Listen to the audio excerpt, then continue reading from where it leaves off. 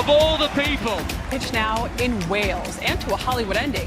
Actors Ryan Reynolds and Rob McElhenney shed tears of joy after their Wrexham Soccer Club won the National League title today. Entrega el balón para Fernando Torres, prepara el centro, la pide Iniesta, el rechace para Cesc para Iniesta, no hay fuera de juego, vamos Iniesta.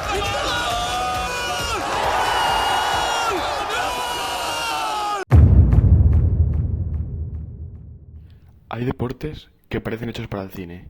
El boxeo tiene a Rocky.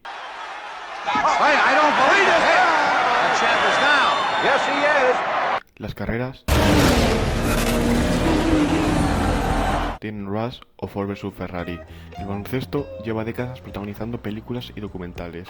Sin embargo, resulta curioso que el deporte más popular del planeta haya tardado tanto en encontrar su sitio en Hollywood. Durante muchos años, el fútbol fue visto por la industria americana como un deporte lejano. Mientras millones de personas seguían los mundiales desde prácticamente cualquier rincón del planeta, los grandes estudios apenas le prestaban atención. De vez en cuando aparecía alguna película ambientada en este mundo, pero casi siempre pasaba desapercibida. Lo curioso es que esa situación ha cambiado muchísimo durante la última década. Hoy las plataformas producen documentales sobre clubes, futbolistas y entrenadores constantemente. Actores de Hollywood compran equipos, las cámaras entran en los vestuarios y el fútbol ha terminado convirtiéndose en un escenario perfecto para contar historias. Pero para entender cómo hemos llegado hasta aquí, merece la pena empezar por una de las historias más inesperadas de los últimos años, porque muy poca gente imaginaba que uno de los mayores éxitos deportivos de Disney Plus iba a empezar con una llamada entre dos actores. En el año 2020, Ryan Reynolds y Rob McElhenney anunciaron que querían comprar el Wrexham AFC, un pequeño club del norte de Gales que llevaba más de una década atrapado en las categorías semiprofesionales del fútbol inglés. La noticia sorprendió prácticamente a todo el mundo. ¿Qué hacían dos actores de Hollywood interesados en un club con una historia enorme, pero completamente desconocido para el gran público? La respuesta parecía sencilla. Probablemente se trataba de un capricho, pero sin embargo, conforme pasaron los meses, quedó claro que aquello iba mucho más allá. En lugar de limitarse a invertir dinero, decidieron abrir las puertas del club y grabar todo el proceso. Así nació Welcome to Wrexham, una serie documental que seguía tanto la evolución deportiva del equipo como la vida de la ciudad que llevaba décadas soñando con volver al fútbol profesional. Y quizá ahí estuvo la clave de su éxito. La serie nunca intentó convencer al espectador de que el Wrexham era el mejor equipo del mundo. De hecho, ocurría justo lo contrario. Mostraba un club lleno de problemas económicos, una afición que había sufrido durante años y dos propietarios que, por muy famosos que fueran, estaban aprendiendo sobre la marcha cómo funcionaba realmente el fútbol. Eso hizo que incluso personas que nunca habían visto un partido terminaran emocionándose con cada ascenso, cada derrota y cada decisión importante del club. Al final, Welcome to Wrexham demostró algo muy interesante. Muchas veces el fútbol no necesita grandes finales para contar una buena historia. A veces basta conseguir a un pequeño equipo que intenta sobrevivir. Y eso, curiosamente, es exactamente lo mismo que lleva haciendo el cine desde hace más de 100 años. Encontrar personajes con un objetivo y conseguir que el público quiera acompañarlos hasta el final. Pero aunque la historia del Wrexham parezca increíble, no fue la primera vez que el fútbol terminó pareciéndose a una película. Décadas antes, un mundial ya había dado lugar a uno de esos relatos que parecen escritos por un guionista de Hollywood. En el Mundial de 1950, Inglaterra llegaba como una de las grandes favoritas para conquistar el torneo. Incluso pidieron a la FIFA tener una desventaja de 2 goles en contra, pero obviamente la FIFA se lo negó. No era una selección cualquiera, era el país donde había nacido el fútbol moderno y muchos pensaban que estaban varios pasos por delante del resto del mundo. Su siguiente rival era Estados Unidos, y sobre papel parecía uno de esos partidos que ya estaban decididos antes incluso de empezar. La mayoría de los jugadores estadounidenses ni siquiera eran profesionales. Algunos compaginaban el fútbol con otros trabajos y prácticamente nadie fuera de su país esperaba que pudieran plantar cara a Inglaterra. Pero el fútbol tiene una capacidad única para romper cualquier pronóstico. Aquel partido terminó con un sorprendente 1-0 para Estados Unidos, gracias a un gol de Joe Gaines. Durante años fue considerado uno de los mayores batacazos de la historia de los mundiales. Y como ocurre con todas las grandes gestas deportivas, era cuestión de tiempo que alguien decidiera llevarla al cine. Así nació The Game of Their Lives. La película reconstruye aquella hazaña desde el punto de vista de unos jugadores que sabía perfectamente que casi nadie confiaba en ellos. Y aunque no sea una producción especialmente conocida, representa muy bien algo que ocurre constantemente en el deporte. Los mejores guiones no siempre salen de la imaginación del escritor, muchas veces ya han ocurrido de verdad.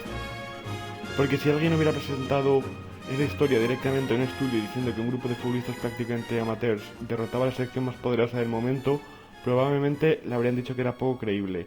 Sin embargo, ocurrió exactamente así. Y esa es una de las grandes ventajas que tiene el fútbol para el cine.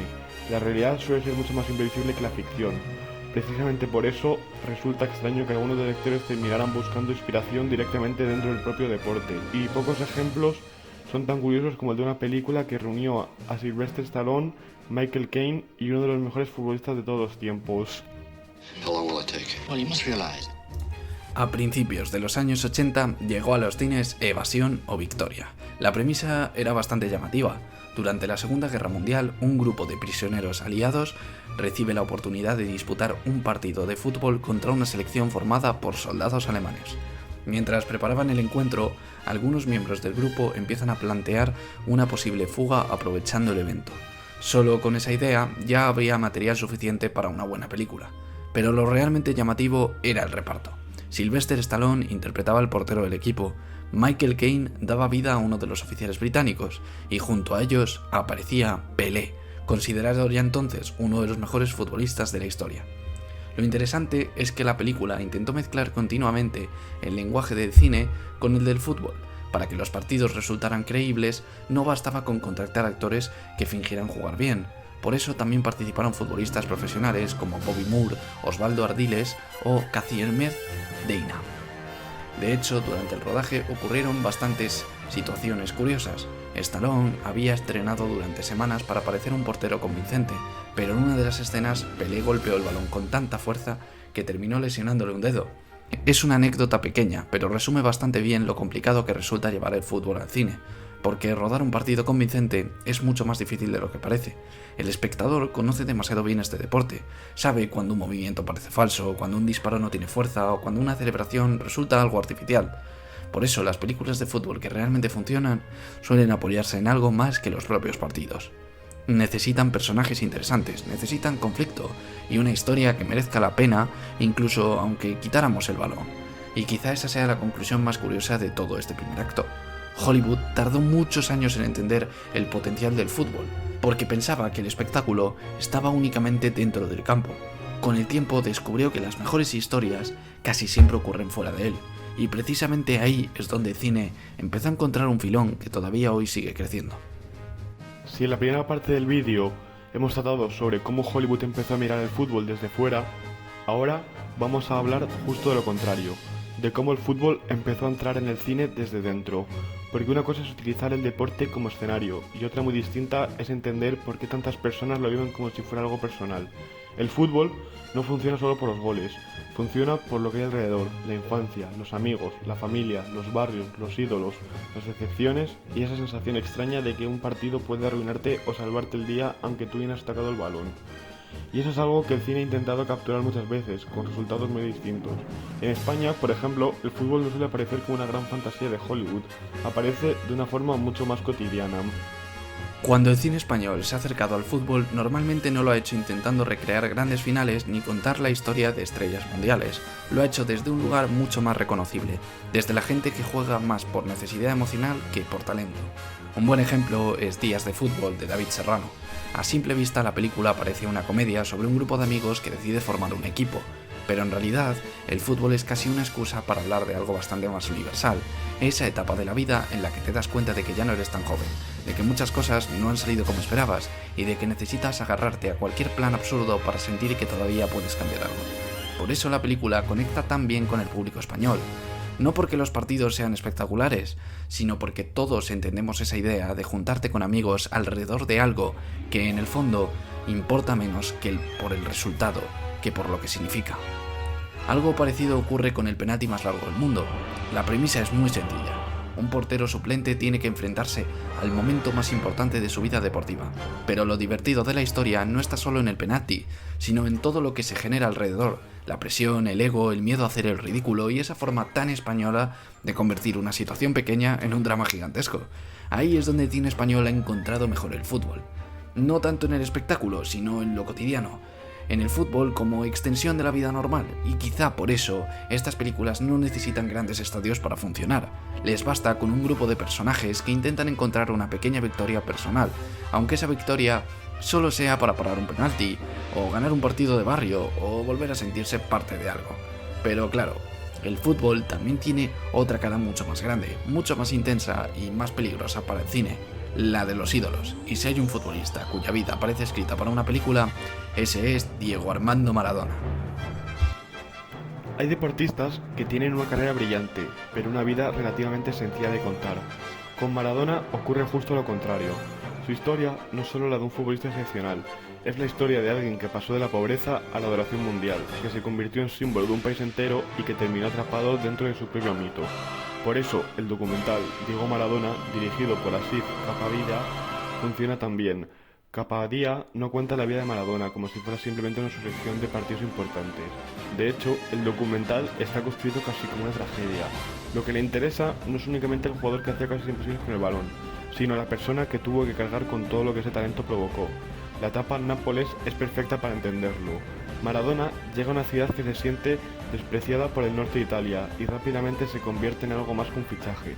Para muchos napolitanos, Maradona no era solo el mejor jugador del equipo, era una especie de revancha, la prueba de que una ciudad marginada podía mirar de frente a los grandes clubes del país.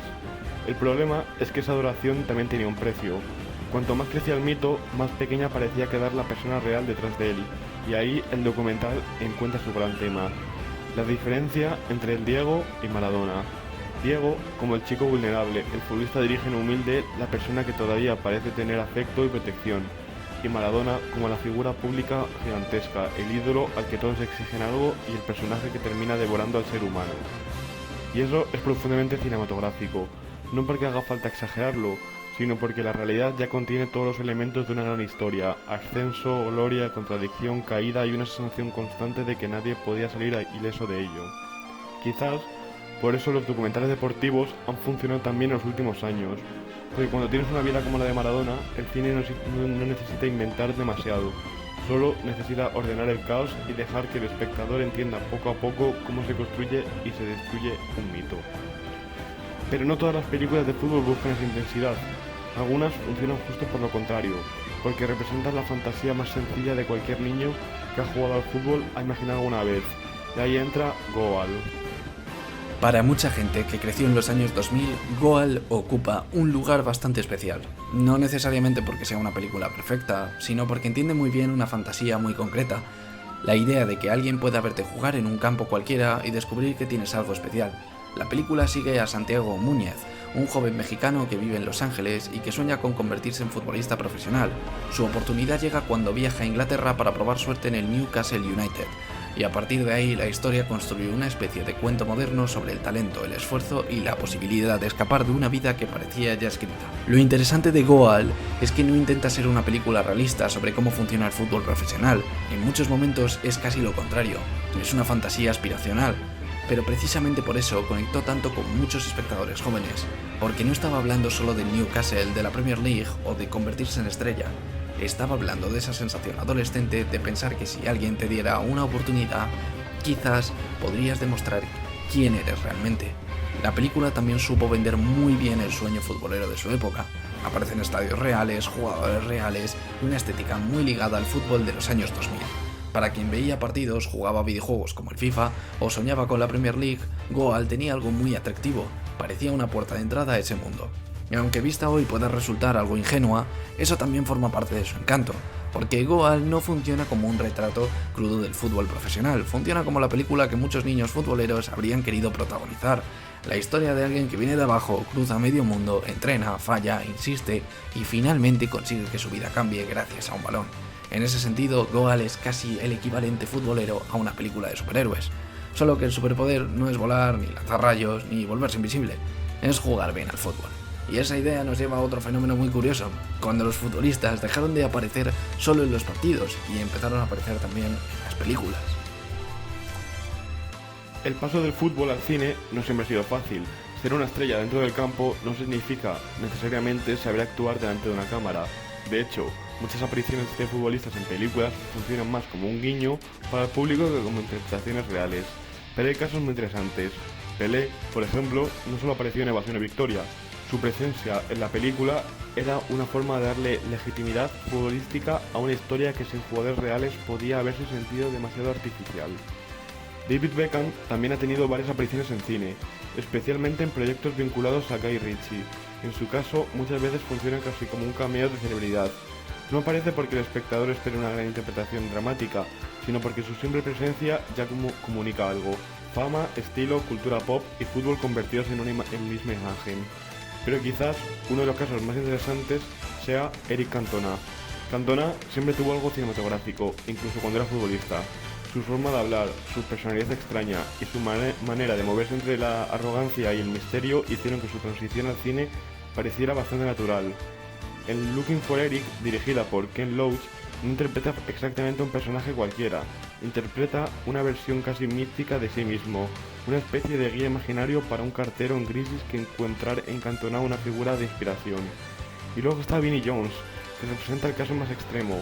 Jones pasó de ser conocido como uno de los futbolistas más duros del fútbol inglés a convertirse en actor habitual en películas de crimen y acción.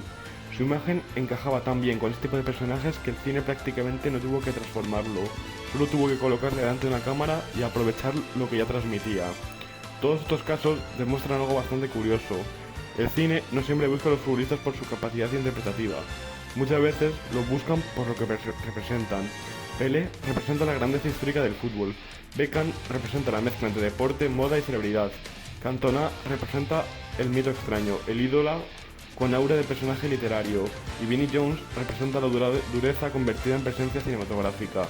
Y quizá por eso el fútbol entra tan bien en el cine cuando no intenta disfrazarse de otra cosa, porque sus figuras ya vienen cargadas de significado.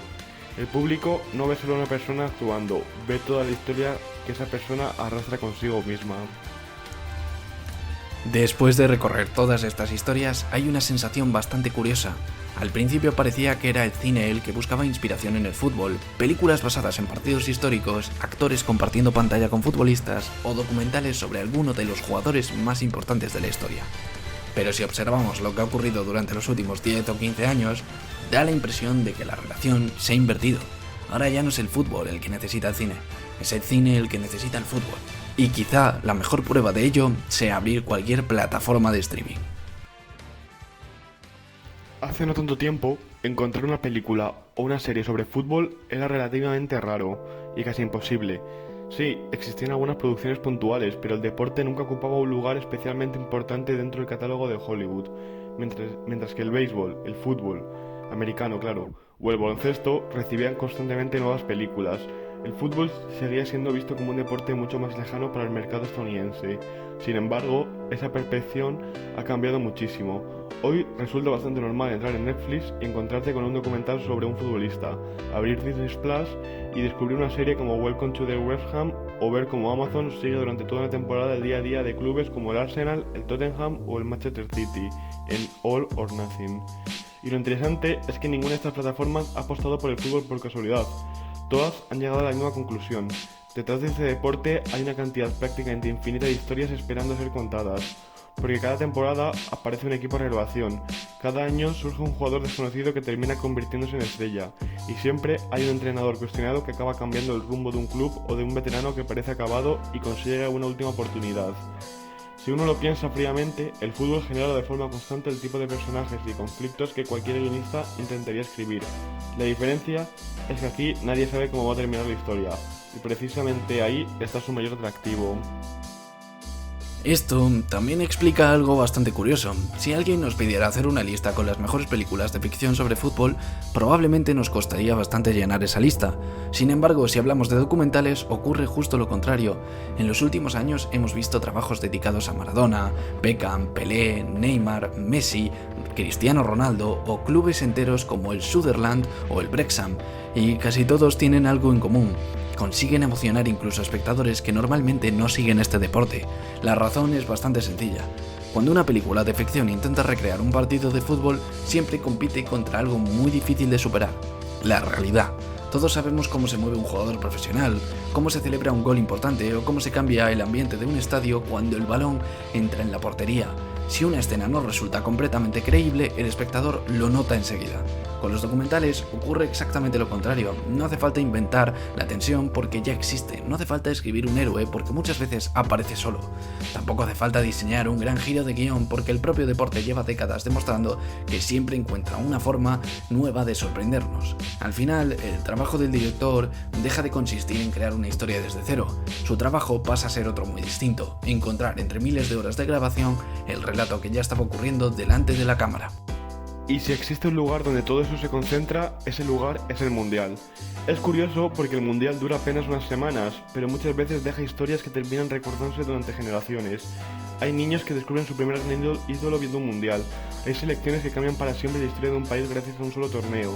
Y también hay futbolistas que pasan de ser completamente desconocidos a convertirse en protagonistas de portadas en todo el planeta en cuestión de unos días. Lo realmente fascinante es que nadie puede prever cuál de esas historias será la que recordemos dentro de 20 años. Cuando empieza un mundial, todo el mundo habla de las favoritas, de las grandes estrellas, de los candidatos al título, pero casi nunca son esas las estrellas que permanecen.